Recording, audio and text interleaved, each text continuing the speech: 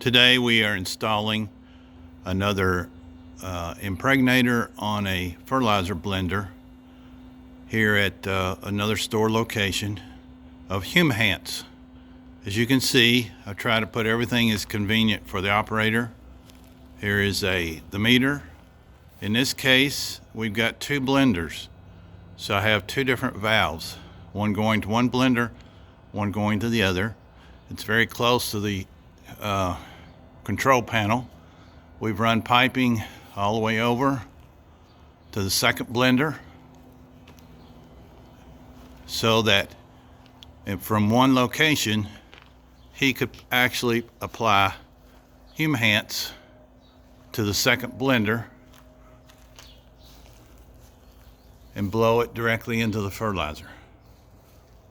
So again, at Monty's, we are trying to make everything as simple as possible for farmers to be able to coat their fertilizer with our Humihance product, which provides many benefits, not only to the fertilizer, but to the soil as well, because it buffers the salt of the fertilizers they are applying. So check us out at montysplantfood.com. Thanks.